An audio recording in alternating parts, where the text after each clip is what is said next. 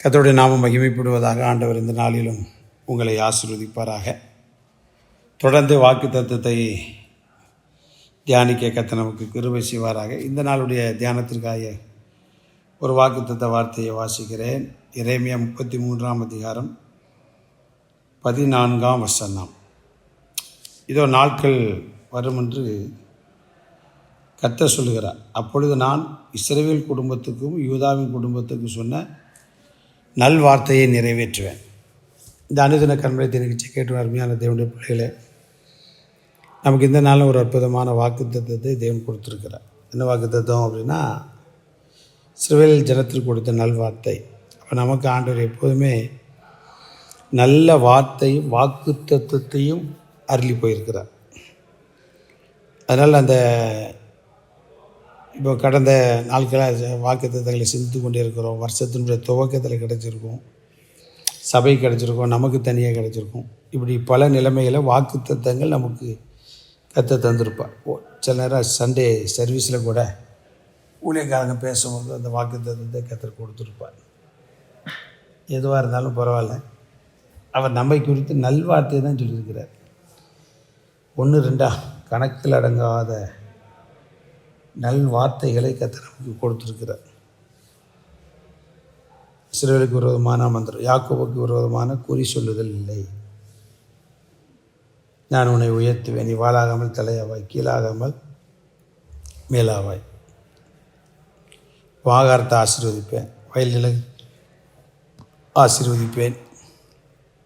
இப்படி ஒவ்வொருத்தருக்கும் ஒவ்வொரு விதத்தில் அவர் நல்வார்த்தைகளை தந்திருக்கிறார்.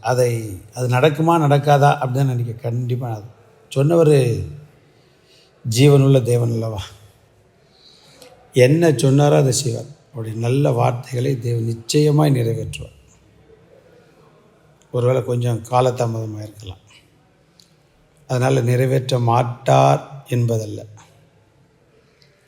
கண்டிப்பாக நிறைவேற்றுவார். ஏன்னா அவர் ஜீவனுள்ள தேவன். மனோவா ஒய்ஃபும் எத்தனை வருஷம் ஜோம் பண்ணாங்கலாம் நமக்கு தெரியாது. ஆனால் அவருடைய நல்வார்த்தைகளை நம்பி ஆண்டவர்கிட்ட கண்டிப்பாக ஜோம் பண்ணிட்டு இருப்பாங்க. அதுதான் தேவதூதன் வந்து ஆண்டவருக்கு அற்புதமான ஒரு ஆண் குழந்தையை கொடுக்கிறத பார்க்குறோம்.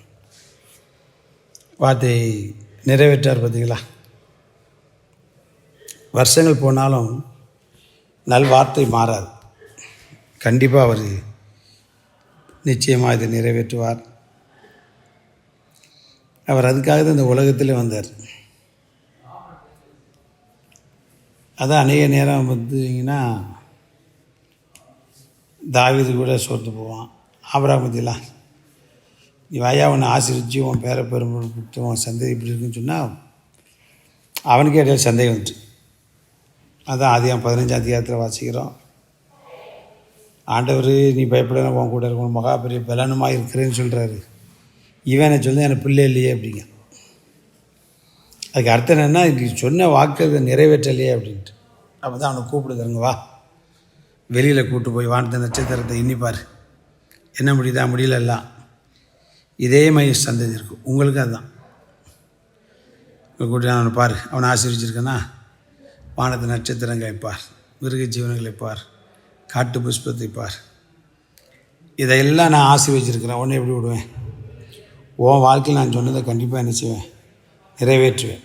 ஆனால் எதுக்கும் கவலைப்படாதீங்க, நிச்சயமாய் நல்வார்த்தை நிறைவேற்றோட நாமத்தை உயர்த்துவார். God bless you.